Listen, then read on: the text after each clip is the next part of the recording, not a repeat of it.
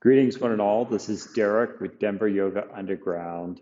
Today, I'll offer a bit of reflection and hopefully some clarity around a principle we may have come across in our study.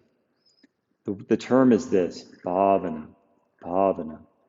And what bhavana means is to cultivate or to develop.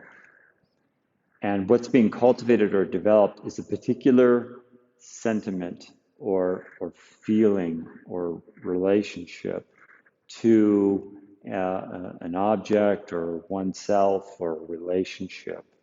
So actively developing an emotional temperament in relationship. And this teaching can be applied practically anywhere. There's a few specific examples and details I'll get into here shortly.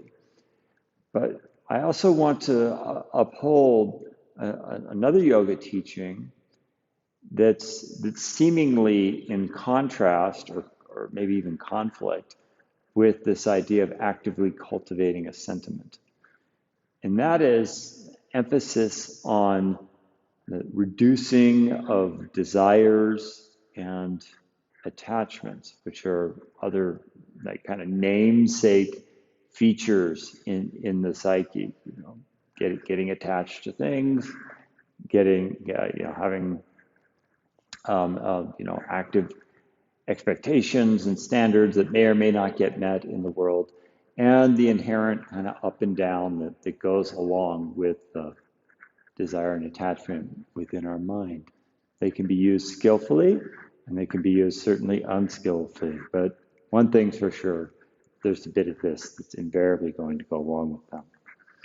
And simultaneously, seemingly in conflict, maybe, is these teachings around bhavana or actively cultivating a certain sentiment. Here's a bit of nuance or clarification around it, drawing from Patanjali in about the midway point, book 2. He prescribes what's called pratipratyaksha bhavana. There's that word, bhavanam, which means that when you're faced with negativity, to cultivate the opposite. I'll give an example. Just yesterday morning, I was assigned with walking the dogs.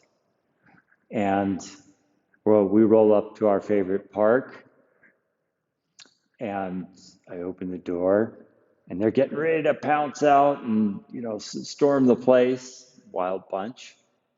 And it got to me. I raised my voice, wait, like this.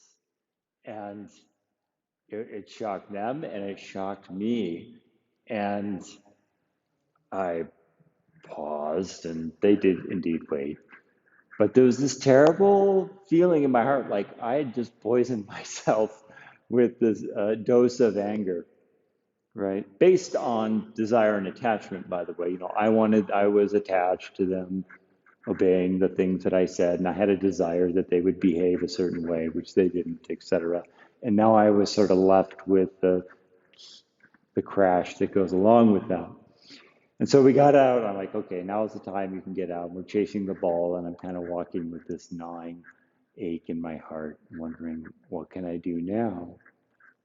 And I remembered pratipratyaksha bhavanam, and started and revisited the whole scene in my mind once again, but this time with love and compassion, leading with love and compassion foremost, and sort of the sweetness of our exchange, and please wait, and got to revisit. And I tell you what, the poisonous sensation in my heart evaporated. I did that and a bit of humming as forms of self-regulation to come back into wholeness.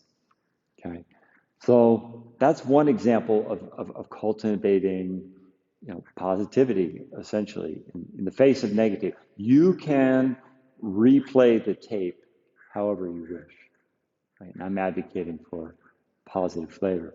Bhavana can also be cultivated during asana practice. Like you can bring a certain mood of intention around how you're holding the practice. Do it in the spirit of love. Do it in the spirit of generosity. Do it in the spirit of giving. Do it in the spirit of grace, right?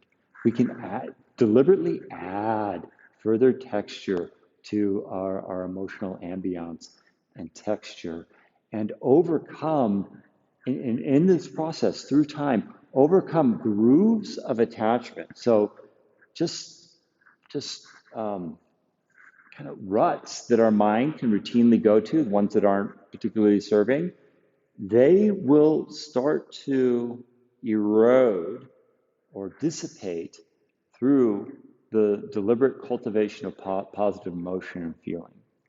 Now, this is harder to practice when the house is on fire, right? So the best time to get a fire extinguisher is not when your house is on fire, but preemptively. So developing a regular yoga practice and exercising bhavana, sweetness, will help you proactively and when you do reach that tipping point, moments of distress, it'll be available for you like that.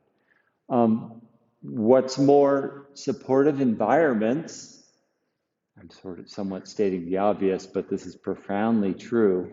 Supportive environments will help will support your higher nature. Right? It's another way that we can lean into the bhav of our atmosphere. Candles at night and incense are very sweet. They go a long way in supporting an inner mood, right? As well as being mindful of the kinds of content that we consume. Most of us spend a lot of time on computers. So be selective. If there's things you can, that aren't supportive apps, you can delete and whatnot, do it as needed. And I suppose you could subscribe to this channel as part of that process as well. So thank you all my liking, subscribing, commenting friends. I wish you peace, peace, peace, peace, peace on the path. Having Om Tat Sat.